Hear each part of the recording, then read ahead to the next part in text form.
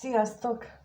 Megnézzük, hogy mi újság a szeretett kedvessel, mi van vele, hogy van ő, mit csinál, mit gondol, mit érez, érez-e még irántatok valamit, jön-e, vagy nem jön. Szóval, amit szoktunk, mindent megnézünk.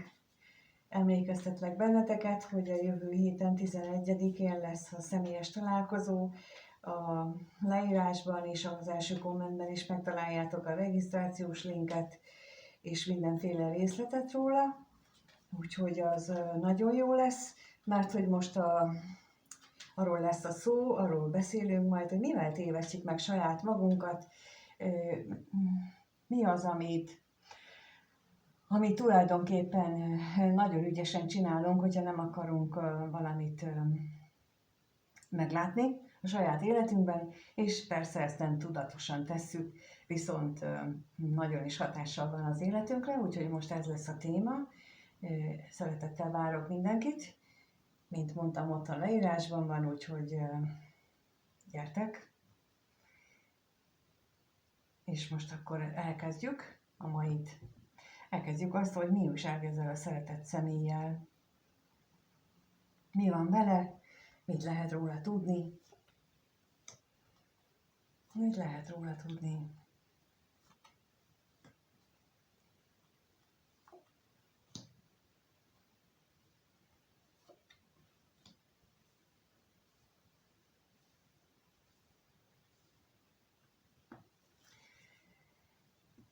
Vagy a hazugságai, vagy a függőségei rabja.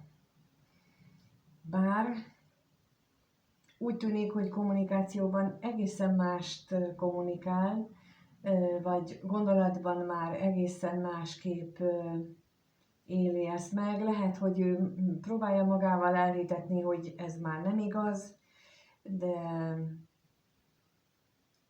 nem biztos, hogy ez így teljesen helytálló. És az is elképzelhető, hogy az életében van egy olyan személy, aki nagyon is domináns az ő gondolataira, arra, hogyan vélekedik dolgokról, és én nem biztos, hogy azt gondolom, hogy pozitív ez a dominancia, már úgy értem, hogy az ő életére pozitív hatása van. Azt látszik, hogy valamiképpen képes a kommunikációjával befolyást gyakorolni erre a szeretett kedvesre. Megnézzük most akkor, hogy mi ez a hamisság itt.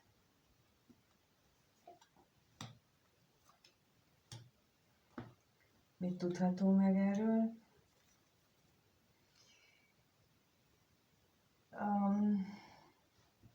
Amint mondtam, lehet, hogy ő ilyen tévképzetekben van. Arra vonatkozóan, hogy mi az, ami neki fontos, ezt vagy arról, vagy azzal kapcsolatosan, hogy erről beszél, hogy mennyire fontos neki, és ez nem teljesen igaz. Ez nem teljesen így van, vagy pedig ő maga az, aki saját magát, hát mondjuk így, hogy megtéveszti, jól elkápráztatja, olyan szépnek festi el dolgokat, amik hát egyáltalán nem szépek, és ennek a káprázatnak a rabjává válhatott, emellett próbál kitartani, és az is lehet, hogy ez a harmadik, vagy nem a harmadik személy, hanem ez a külső valaki, aki rá hatást tud gyakorolni, az is pontosan ezt a függőségét segíti. Azzal, hogy ezt az álmát, ezt a vágyát táplálja, és akkor arra hívja fel a figyelmet, vagy ahogyan van. Itt azt is érzem, hogy ő valamiféle olyan kapcsolatban, vagy kapcsolódásban van, és akkor ez nem azt jelenti, hogy hármas kapcsolatról, hanem hogy ő valamiféle ilyen lelki kapcsolat, vagy lelki kötődés van ehhez a személyhez, aki nagyon jól tudja neki mi a gyengéje, nagyon jól tudja, hogy őt hogyan kell és lehet irányítani, és úgy látom, hogy ez a személy, ez most még, hát ebbe a rabságban van, mondjuk így. nem annyira kellemes, úgyhogy megyünk tovább, megnézzük. Azért nem kellemes, mert hamis ideákba ringatja magát, és ehhez kötődik, és ez nem tetszik. Megnézzük akkor, hogy veled kapcsolatosan milyen gondolatai vannak. Hát, ha más finomabb energiák jönnek itt veled kapcsolatosan, tehát a nézővel kapcsolatosan ennek a szeretett kedvesnek milyen gondolatai vannak, mit gondolna rá, gondol? Mit gondolna rá, gondol? Hát, mint ahogy mondtam, finomabbra vágytam, hát itt azért finomabb energiák vannak valóban, bár itt azt gondolja, vagy azon gondolkodik sokáig, vagy sokat, hogy attól fél, hogy te nem tartasz ki mellette, attól fél, hogy ez csak egy üres ábránd a részéről, vagy a részedről, amit ő bele képzelsz, és egyszer csak ő azon veszi magát észre, hogy hoppon maradt, hogy nem is igaz mindaz, amit esetleg te mondtál neki, vagy amiről te veled beszélt. Én itt azt érzem tulajdonképpen, hogy ő azon sokat gondolkodik, hogy te mennyit jelentesz neki, illetve neked ő mennyit jelent, és hogy az igaz-e, és hogy az tartós-e. És ő neki ezzel van a nagy dilemmája itt, hogy igaz-e az, amit eddig látott, amit részedről tapasztalt, amit rólad gondol, és hogy mennyi ideig marad ez meg. Itt ez a nagy kérdés az ő fejében jelenleg. Megnézzük akkor, mi a gondolat.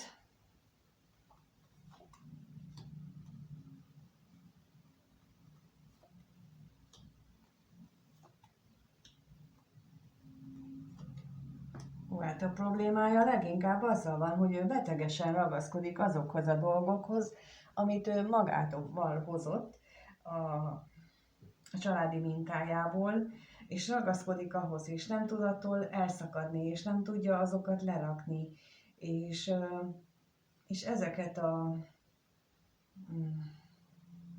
saját belső vitáit, azokat valamiképpen úgy próbálja elnyomni magában, hogy reménykedik abban, hogy a szerencse majd valamit hoz helyette az életébe. Szóval nem arról van itt szó, hogy ő most elkezdene ezt így módszeresen felgöngyölíteni, hogy akkor ő miért ragaszkodik ilyen betegesen ehhez az ő mintáihoz, miért ragaszkodik ő a családi dolgokhoz, mint ahogy itt is láttuk az előbb, az özvegyasszony, tehát az a személy, aki nagy hatással van az ő gondolatvilágára, hogy azon őszintén és tisztán gondolkodna felől, hogy az tényleg úgy van-e, amit mond.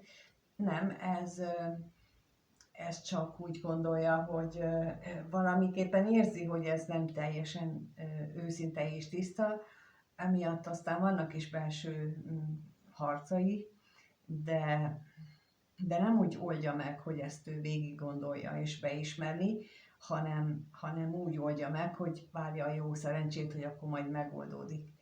Ez az, amire azt mondjuk, hogy valaki még nem vállal felelősséget magáért. Ez a valódi felelősségvállalás, hogy én végig gondolom az életemet, megállapítom azokat a problémákat, vagy azokat a dolgokat, amiken változtatni kell, és merek változtatni, és nem várok. Ez a valódi felelősségvállalás, és nem az, hogy én nem megyek dolgozni, aztán hozok fizetést haza. Nem, az kötelesség, hogyha valakinek ez az élet vele járója, mondjuk így, ez a felnőtté válás alapköve, hogy felelősséget vállalunk, és pillanatnyilag nem csak a magyar társadalom, hanem a világ nagy többségében ez a fajta felelősségvállalás nem működik.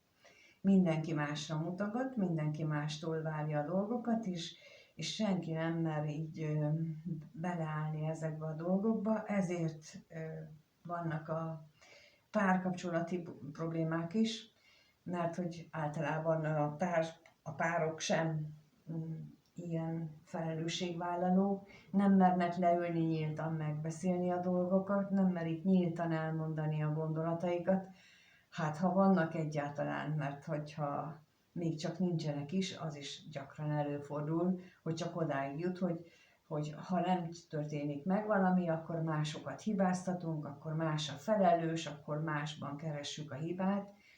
Sosem kell másban keresni, mert mindig bennünk van a hiba. Mindig. Ezért születünk, hogy magunkban megkeressük a hibákat, ami, mint mondom, nem hiba, hanem mint életfeladat, és hogyha így tekintünk rá, akkor egészen elviselhetővé válnak. Megnézzük még azt is most akkor, hogy mi ez a féltékenység, hogy miért van itt ez a félelem benne, veled kapcsolatosan.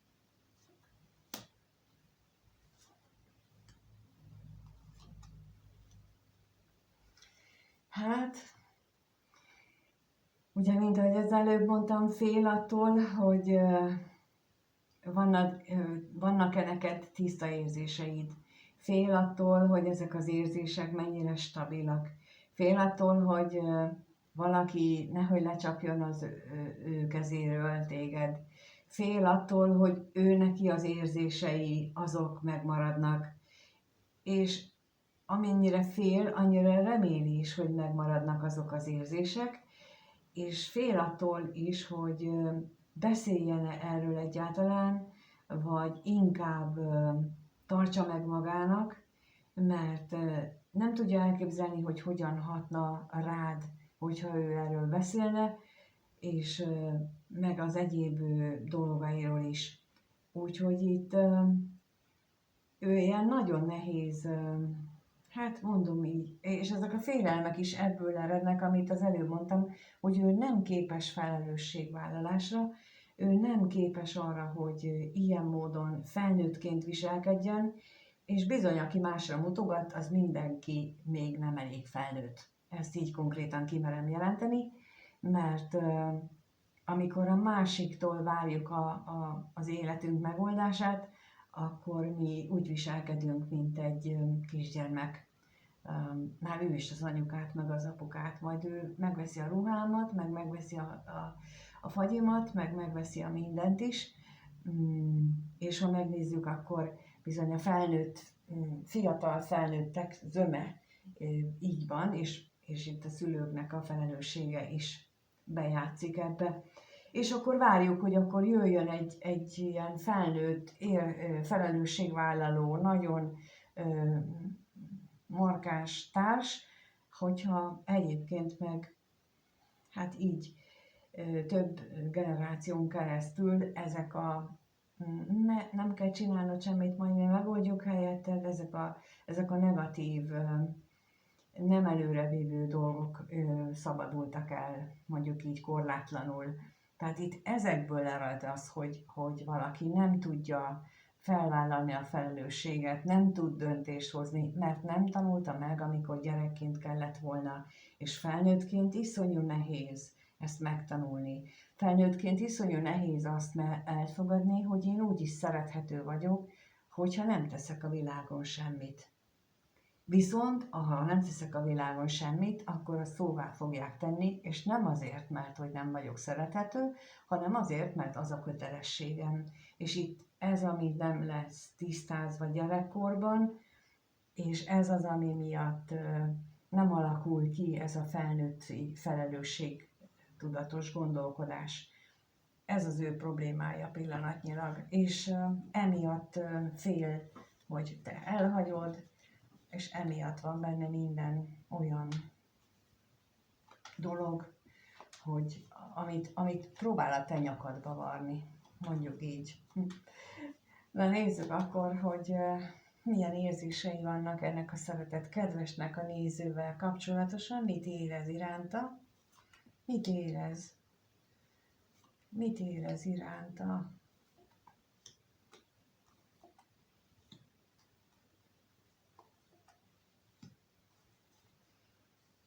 Itt az is lehetséges, hogy amit az előbb a gondolatoknál elmondtam, amiatt ugye ő nagyon bizonytalan, de ezt még tetézi itt az a személy, aki rá nagy hatással van, aki valamiféleképpen az ő szokásrendszeréhez hozzátartozik, aki akár abban volt része, hogy milyen szokásokat épített ki az életében, vagy aki jelenleg is befolyással van az ő szokásaira, tehát hogy megy, hova megy, mikor jön, és így ez a kettő így nagyon ütközik, és ez benne azért lecsapódik, hát nem túl kellemes módon, de mindenképpen bizonytalanságot okoz neki, mind érzelmileg, mind gondolatilag veled kapcsolatban. Ugye a gondolatot az előbb már kifejtettem, és akkor most megnézzük azt, hogy mit jelent itt ez a bíró.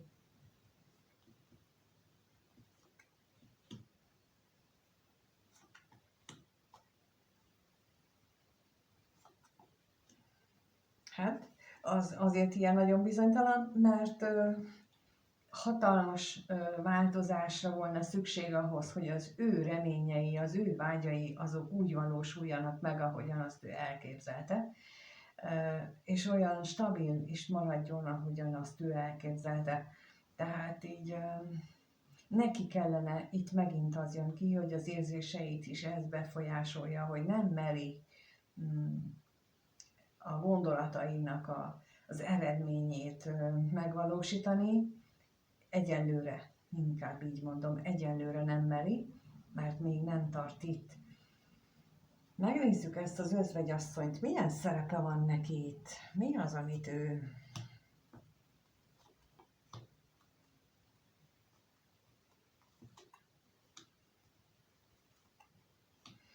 nagyon gyakran egy ilyen személy azért jön valakinek az életébe, azért húzza állandóan vissza, amit az előbb elmondtam, hogy ennek a szeretett kedvesnek meg kellene tanulni felelősséget vállalni saját magáért és a gondolataiért, és mivel ezt nem teszi, ez a személy azért állandóan visszarángatja, és ő neki, mármint a szeretett kedvesnek arra az lenne a feladata, így jelen esetben, hogy határozott legyen, bátorságát összeszedje, és azt mondja, hogy én mást akarok, mint amit te mondasz, és ameddig ezt az erőt itt nem szedi össze magában, addig ez az özvegyasszony, ez a külső energia, aki lehet anya, testvér, bárki, nem csak harmadik személyről, tehát nem csak a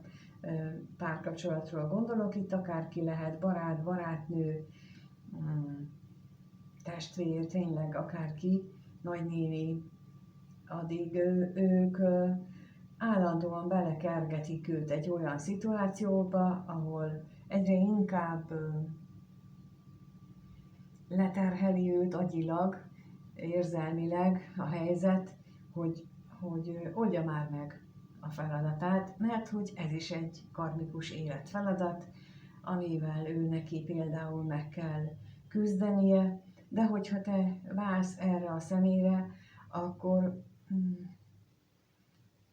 nagyon jó, hogyha ezt ő megcsinálja, mert képzeld el, hogy mi lenne akkor, hogyha ő ezt nem csinálja meg, és akkor úgy jön hozzád, és aztán a háttérből még mindig dolgozna ez az özvegyasszony, és hová vezetne ez?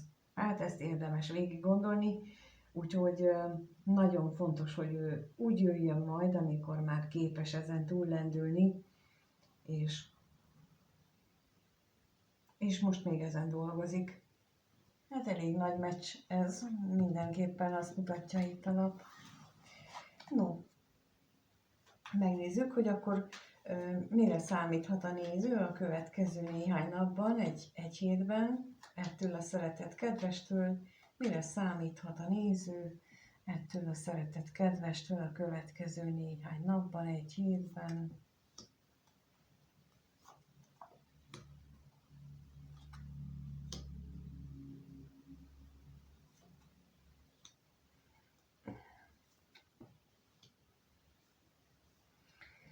Te leszel a szívének királynője.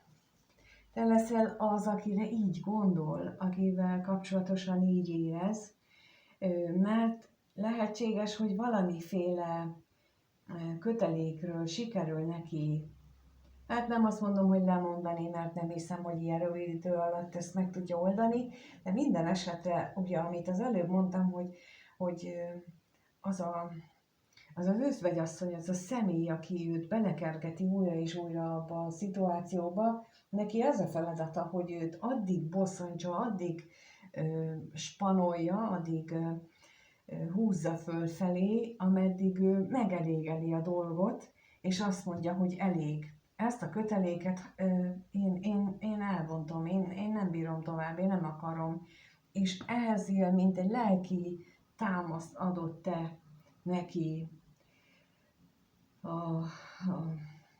azzal, hiszen így jelensz meg, mint a szeretett szívének kedves személy a következő időszakban, és ha ez a te szereped az ő életében, akkor ez egy nagyon-nagyon szép szerep, csak ezt úgy kell elfogadni, hogy ahogyan az jön.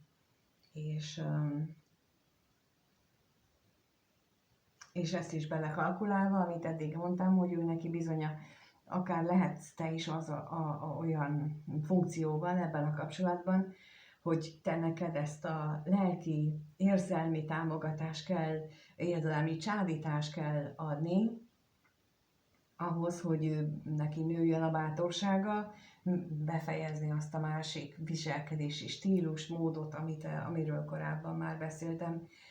Úgyhogy ez nagyon-nagyon szép, jó lenne, hogyha ez így megtörténne mindkettőtök számára szerintem. Megnézzük akkor, mi ez a lelkész itt.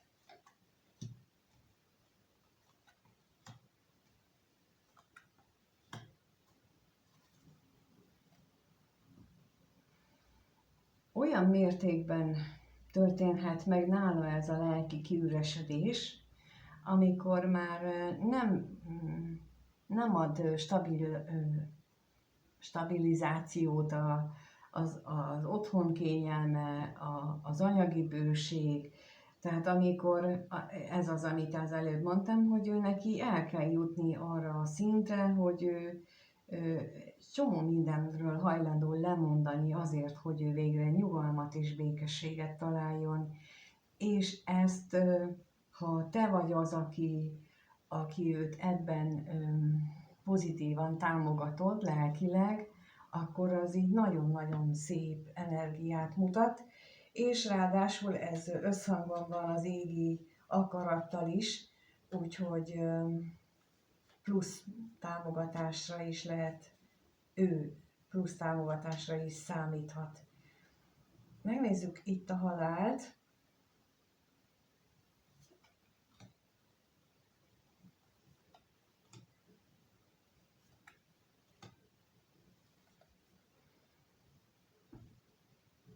Akármilyen kapcsolatot kell itt neki megszakítani, biztos, hogy ott valami érzelmi veszteséget is elszenved, és a legnagyobb dilemmája az lehetett, és most is még az lehet, hogy bevállalja ezt a veszteséget, vagy ne.